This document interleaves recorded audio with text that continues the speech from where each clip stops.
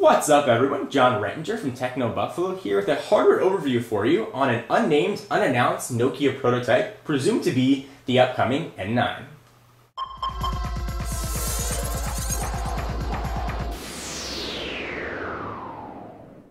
What's up everyone, John Rettinger from Techno Buffalo here with a hardware overview for you on an unnamed, unannounced Nokia prototype presumed to be the upcoming N9. So late last week, the folks at Negri Electronics pulled back the veil, so to speak, and revealed this phone to the world. They provided it to me for a very short period of time to give you a more thorough overview of the hardware and software that's on this. For all of your unlocked cell phone needs, be sure to check out Negri Electronics. A link to them will be in the sidebar. Great deals and just good people to work with. So let's go ahead and talk about specs. This thing is loaded with North American 3G bands, so you will get support for 850 and 1900. Presumably it has Nokia's NHD display, giving it a resolution of 640 by 360. Now sort of interestingly, it is running Symbian S60, the touchscreen edition, which Nokia said won't make its way onto any more N-series devices. So if this is indeed the N9, we presumably see MeeGo on it by the time it's shipped. However, it may not be the N9. It's got that CO in the upper left-hand corner, meaning it may very well be a C-series device, in which case we could see Symbian S60 on it. It's got a 4-inch capacitive touchscreen, which is multi-touch enabled. Pinch and zoom works very well on the web browser, which we'll see in an upcoming video.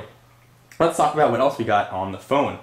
So the front here, you've got I believe a VGA resolution camera with a single LED flash. However, there's an open spot next to that LED, so this may actually have dual LED flashes in the front by the time it ships.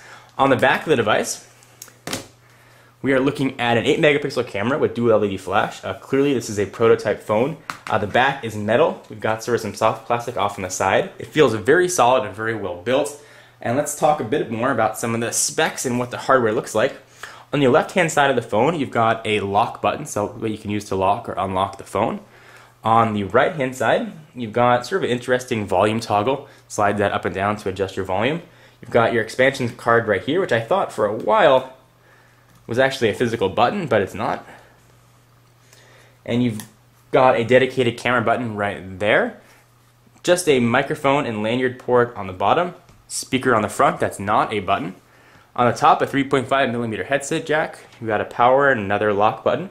And underneath this guy, we've got your micro USB port and HDMI out. Something kind of neat and we're trying to see with a lot more phones. This is a slider, this sort of unique slider mechanism, so let me show that to you. Phone slides right out. It sort of feels very solid when it does it as well. And you get sort of that ergonomic raise, something we saw on the Tilt a while ago. And the keyboard is actually very easy to use. The keys are raised with a lot of tactile feedback. Clearly this is not a North American keyboard. There's some letters on there which I've never seen before. Presumably they are Finnish. So also we look at the phone here. We've got a very large space bar. The period is right next to it, but that period doesn't actually work. You've got your 4-way navigation keys here. You've got a nice sort of 3-row QWERTY keypad. The numbers are inlaid on the top row. It is a capacitive touchscreen. The touchscreen is actually much more responsive than I thought it was going to be and worked pretty well. The slider mechanism is interesting in itself. It's got sort of this raised hinge that comes up, so when the phone goes down, it slides back into place and it snaps up when you push on it. So it is indeed have a sort of a spring-loaded feel to it. Do that from the side so you can see what that looks like. So moving right along, and sure there's a lot of things to talk about this phone. It's very thin, and for a QWERTY phone, that's certainly a nice addition. So we've seen some thicker QWERTY phones. It almost has the same footprint as a lot of Slate phones. Let me bring in some of its competitors and some other phones you might be familiar with to sort of get a sense as to what this thing would actually look like in your hand and in your pocket. So 4-inch touchscreen is sort of a unique size. Let's take a look at the little bit larger Evo 4G. Even stacked on top of each other, there's not that much of a difference. And from a thickness standpoint, there's not much there as well. So next, we've got the iPhone 4.